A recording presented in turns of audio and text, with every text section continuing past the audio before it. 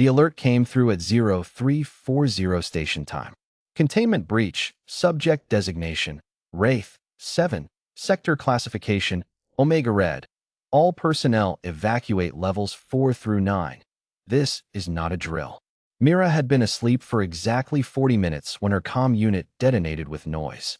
She was dressed and running before she was fully conscious, which was a skill she had developed over 6 years as Chief Fauna Security Officer aboard Research Station Helix Dawn, and which she had hoped, in the comfortable way people hope for things they don't really believe, that she would never need at 0340.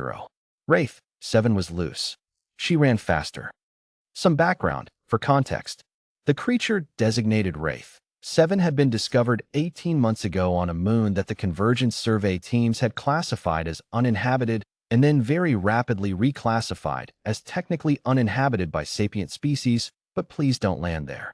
It was the last survivor of a predator lineage that xenobiologists believed had been evolving in isolation for approximately 2 million years, which was enough time for evolution to produce something that defied easy categorization. It had no common name in any convergence language because no species that had encountered it had survived long enough to develop a naming convention. The survey team that captured Wraith, 7 had done so entirely by accident, with a cargo net, while running away, and 3 of the 7 team members had required extensive psychological intervention afterward. The creature was roughly 2 meters long, low-slung, with a hide that shifted color and texture to match its surroundings so precisely that it effectively became invisible when still. Its sensory array was unlike anything on record. Its musculature, when the biology team finally got a sedated scan, suggested a top speed that the lead researcher had written down, stared at, and then written down again to make sure she hadn't made an error. She hadn't. It had never harmed a staff member aboard Helix Dawn. This was considered remarkable until someone pointed out that it had never had the opportunity, because containment protocol required that no one enter its unit directly. Food was delivered by drone. Observation was conducted remotely. Wraith, 7 had spent 18 months being watched from behind layers of reinforced transparency and had expressed its feelings about this through a sustained campaign of psychological warfare. Appearing at the observation window at 0300 exactly, standing motionless, waiting for the night shift observer to notice it, and then, reportedly, making a sound that the night shift observers described variously as a scream, a laugh, and something that made me feel like I was being followed home. Mira had read every incident report. She had enormous respect for Wraith, 7. She was also terrified of it in the careful, professional way that meant she did her job properly. She arrived at the Level 4 security hub to find 11 staff members in various states of controlled panic, 3 security drones deployed, and already malfunctioning. Wraith, 7 appeared to interfere with sensor arrays somehow. The biology team had theories, and one large, blinking red indicator on the facility map showing the last confirmed location of the breach. Level 6. Residential quarters. Specifically, the human residential block. Myra's blood went cold. Owen had not heard the alert. This was because Owen slept with the particular depth of someone who spent his days doing physically demanding work and whose conscience was, by and large, clear. He was Helix Dawn's environmental systems engineer, the person responsible for making sure the station's atmosphere, temperature, and ambient conditions remained within survivable parameters for its 14 resident species. It was work that required early mornings and late nights and a lot of crawling through service tunnels.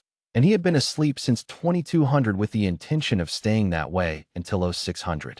He did not hear the alert. He did not hear the emergency evacuation announcement.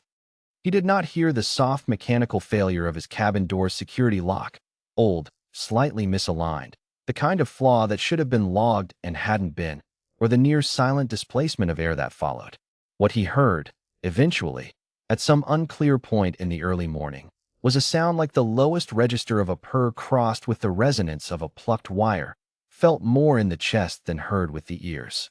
He surfaced from sleep the way he always did, slowly, without alarm, taking stock of his surroundings with the unhurried assessment of someone who had never found that panic improved a situation. He was in his bunk. The cabin was dark. The temperature was normal.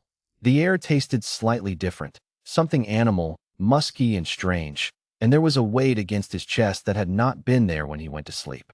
Owen lay still. He did not turn on the lights. He did not reach for his calm. He thought.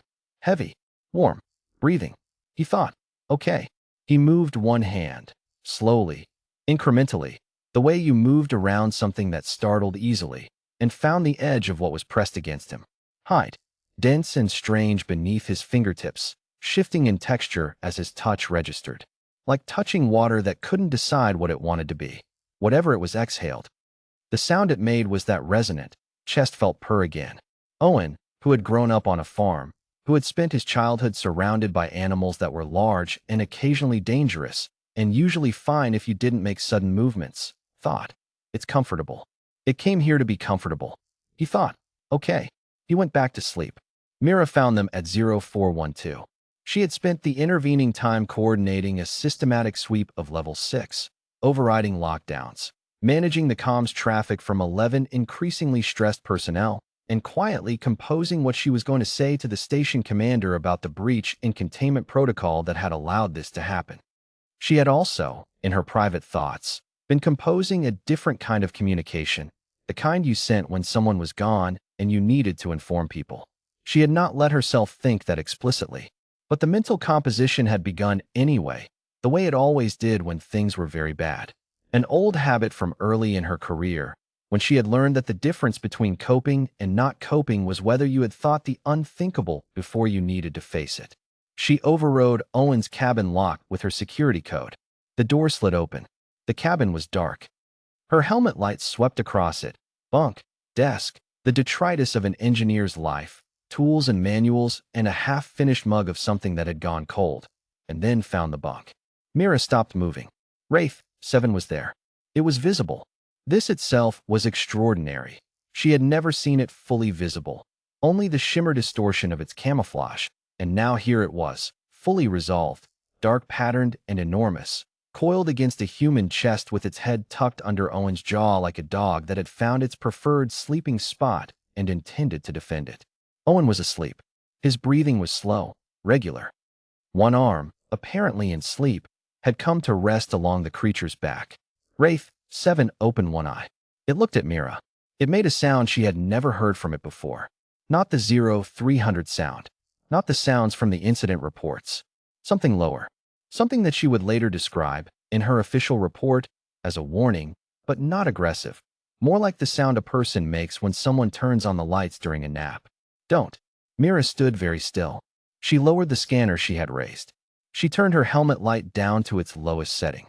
She stood in the doorway of Owen's cabin at 0412 station time and watched the deadliest organism in the sector breathe slowly against a sleeping human, and she did not move, and she did not speak, and she did not fully understand what she was seeing for a long time. Then, carefully, she reached for her calm. Stand down the sweep, she said quietly. I found it. Static. Then condition. Mira watched Owen's hand move, in sleep, scratching slowly along a hide that shimmered and resettled like a living thing deciding to be real. Wraith 7 made the chest resonance sound again. Condition is. She paused. Stable. I'll explain in the morning.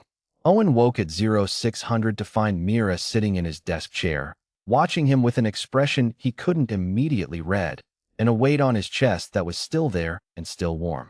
He looked down. He looked back up at Mira. So that's where that went, she said. Is it supposed to be here? Definitively not. Owen looked down again. The creature against his chest was watching him now, one eye open. That sensory stillness that he had noticed even half asleep, the quality of attention that felt like being measured very precisely. He moved his hand, slowly, found the place behind what might have been an ear, some sensory cluster, dense and warm, and applied careful pressure. Wraith 7 made the sound. Huh, Owen said. Yes, Mira agreed. Huh is one way to put it. What do you normally call it? We don't have a common name for it. The designation is Wraith 7. Owen considered this, looked at the creature again, really looked, in the morning light, taking in the extraordinary complexity of its hide, the architecture of its limbs, the particular quality of its attention that felt less like predator assessing prey and more like something else. Something harder to name. That's a terrible name, he said. It's a designation. Still terrible. He scratched the sensory cluster again. The sound intensified. What does it eat? Mira stared at him. Owen, it is a Class Omega predator that has been in maximum security containment for 18 months because no one could safely approach it, and you are asking what it eats. Because it's probably hungry. He said it simply, without drama, the way he said everything. The way a man says things when he has decided that the facts are the facts and drama is an inefficient response to them. If it's been loose since 0340 and it didn't eat anything on the way here, and it didn't eat me, then it either isn't hungry or its food wasn't available. So I'm asking. A pause. Also, I'd like to know what I've been sleeping next to, for my own information. Mira opened her mouth, closed it. She pulled up the dietary file on her tablet and read it to him. Owen listened carefully. Then he looked at Mira with the expression she would later come to recognize as his "I have an idea that you are going to find alarming, but which will probably work" face. "I have an idea," he said. "I already don't like it." The formal proposal reached the station commander's desk by 1400. It was titled, with Owen's characteristic lack of drama, Revised Approach to Wraith, 7 Husbandry and Welfare, a Practical Assessment. It contains 17 pages of observations, a dietary and environmental enrichment plan, a new containment framework built on consent rather than barrier, a proposed daily contact schedule, and a single photograph that Owen had asked Mira to take that morning before anyone else arrived. The photograph showed Wraith, 7, visible, calm, patterned in the cool morning light, sitting on Owen's workbench while Owen drank coffee and read a manual, one hand resting on the creature's back with the ease of long habit, though the habit was approximately 4 hours old. The creature's eye, caught by the camera, was half closed.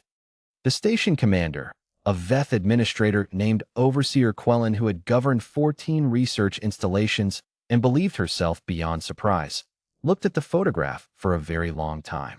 Then she approved the proposal. Then she sent a copy to the Convergence Fauna Ethics Board with a note that read, "See attached. I don't fully understand it either. The human says it makes sense. In my experience, that is sufficient." Mira wrote her own report. It was shorter than usual because some things resisted the language of incident documentation. She wrote, at 0412, Wraith 7 was located in the human residential block, in the personal quarters of environmental engineer Owen, where it had apparently chosen to remain voluntarily following its containment breach. No harm occurred. Owen reports that he was aware of the creature's presence at approximately 0340 and assessed the situation as non-threatening. When asked to elaborate, he said, and I am quoting directly, "It just wanted somewhere warm. I know that feeling. I do not have a better explanation than this. I am not certain a better explanation exists." She paused, added one more line, because she believed in completeness. Wraith 7's new working name, per Owen's insistence and now in common use across Level 6 residential staff, is Ghost. Owen says this is better than a number. I find I cannot disagree. Ghost seems, if this word can be applied, content. She sent the report. She stood at her office window and watched Owen cross the habitat bay below, Ghost moving at his heel like a shadow that had decided to be loyal. Visible now, mostly, in the way of something that had decided visibility was acceptable when the right person was looking. Mira had spent 6 years in fauna security. She had written the protocols for Helix Dawn. She had read every study on apex predator behavior, every xenobiological assessment, every containment failure report in the Convergence database. She had not read anything that explained this. She did not think anything had been written yet that could. Owen stopped walking. Ghost stopped beside him. He looked down, said something she couldn't hear through the glass, and the creature pressed briefly against his leg before they moved on together toward the maintenance corridor. Mira watched until they were gone. She thought, 2 million years of evolution, and it just wanted somewhere warm. She thought, and a human said okay. She thought that perhaps that was the most human thing she had ever seen, and she had been working with humans for 6 years, and she was still not done being surprised by them. She hoped she never would be.